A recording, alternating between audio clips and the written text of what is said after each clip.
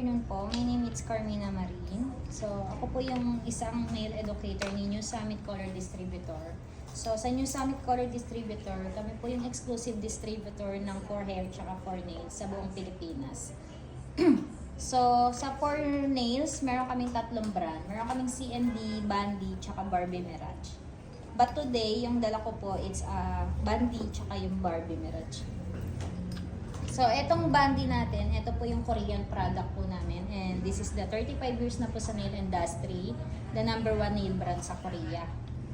So, ang kagandahan dito, this is 80% po organic, 20% chemical.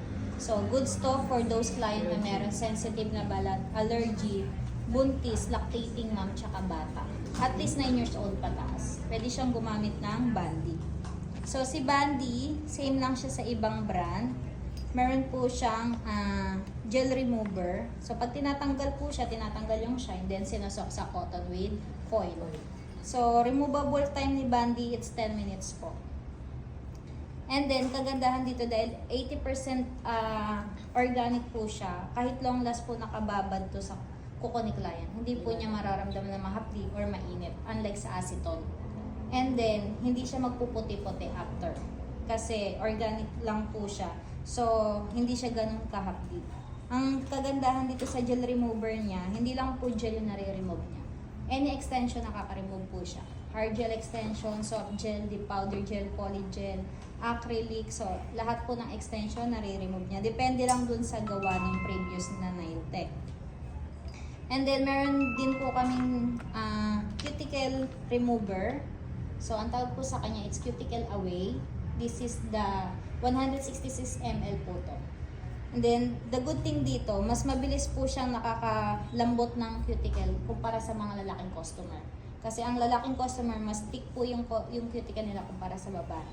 And then, kung nanonood po kayo ng mga vlogs na mga nagne-nails, ganito po yung ginagamit po nila.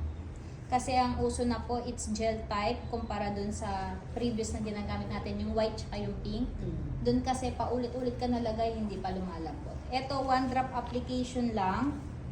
Then, kapag si client may cuticle pa, push nyo lang po yung cuticle, then spray nyo po yung tubig, magiging gel type po ulit siya. So, ganun siya katipid gamitin.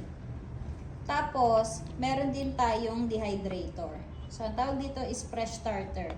So, siya po yung nagsisilbing dehydrator ni Bandy dahil wala po siyang mga primer.